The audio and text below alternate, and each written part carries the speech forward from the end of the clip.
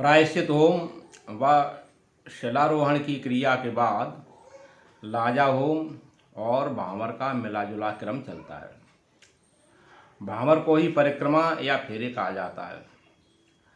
लाजा होम के लिए कन्या का भाई कन्या के पीछे खड़ा होता है। एक थाली में धान की खीलें लेकर वह एक मुट्ठी खीलें अपनी बहन को देता है। बहन उसे वर को सौंप देती है। वर उसे मंत्र के साथ यज्ञ में समर्पित कर देता है। प्रेरणा क्या है?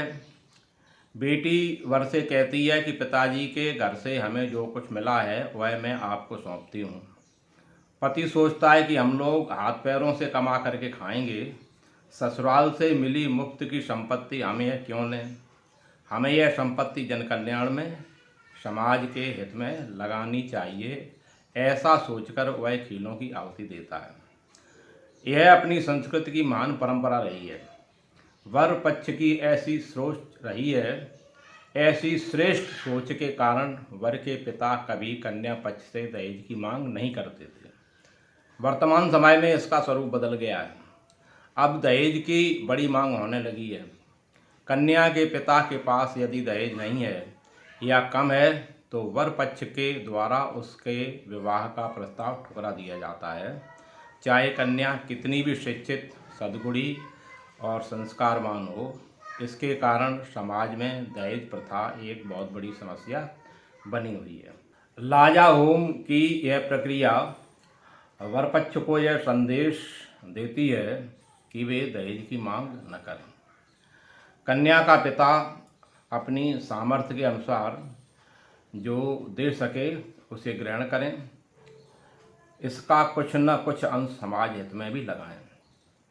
लाजा होम की यह प्रक्रिया वर वधू खड़े खड़े ही करते हैं। गायत्री मंत्र से आहुति समर्पित करते हैं और परिक्रमा मंत्र के साथ एक परिक्रमा करते हैं।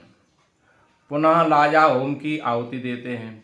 इस प्रकार 7 आहुतियाँ और 7 ही भामरें होती हैं। अग्नि की परिक्रमाएं अर्थात भामरें 7 होती हैं। पहली 4 भामरों में कन्या आगे चलती है और वर पीछे चलता है। बाद की 3 भामरों में वर आगे चलता है और कन्या पीछे चलती है। ऐसा क्यों? इसके पीछे प्रेरणा यही है कि घर परिवार में लड़की का नेतृत्व अधिक रहेगा, पति उसका अनुसरण करेगा। बाहर के कार्यों में वर नेतृत्व करेगा, नारी उसका अनुसरण करेगी। भावना क्षेत्र में नारी आगे है, कर्म क्षेत्र में पुरुष आगे है। गृहस्थ जीवन में घर की व्यवस्था में, संतान के पालन पोषण में, उनकी शिक्षा दीक्षा में गृहिणी का त्याग गृहस्थ की तुलना में अधिक रहता है। कुल मिलाकर नारी का वर्चस्व, पद, गौरव बड़ा बैठता है। इसलिए वह 4 भामरों में आगे रहती है और 3 भामरों में वर आगे रहता है।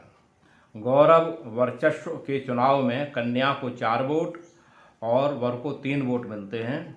इसलिए नर से पहले नारी का स्थान रहा है। सीताराम, राधे श्याम, लक्ष्मी नारायण, गौरी शंकर आदि में नारी का नाम पहले है, नर का बाद में। पत्नी का नाम पहले है, पति का बाद में।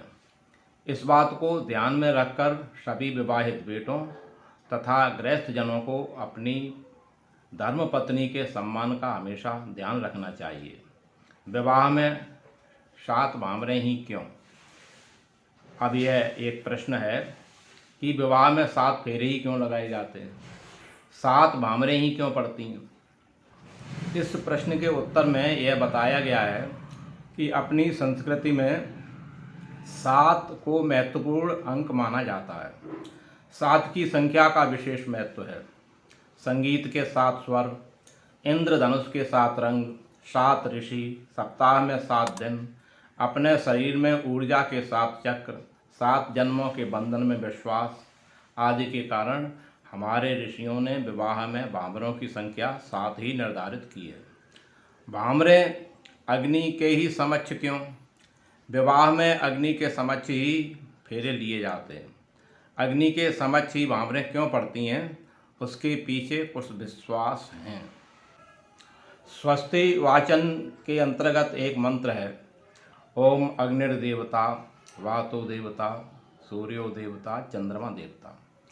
इसमें सबसे पहले अग्निदेव का स्थान आया है, इसलिए अग्नि की परिक्रमा करते हैं। दूसरा कारण, दूसरा विश्वास, सूर्य चंद्रमा वायु देवताओं तक हमारी आहुति पहुँचे, यह कार्य यज्ञ की अग्नि के द्वारा ही होता है। इस विश्वास व श्रेष्ठ भावना के कारण अग्नि के समक्ष भावनाएं पड़ती हैं। अग्नि को सूर्य का प्रतिनिधि माना गया है। सूर्य जगत की आत्मा है। सूर्य समाप्त होगा तो सारी सृष्टि समाप्त होगी। इस विश्वास के कारण सूर्य को ही जगत नियंता माना गया है।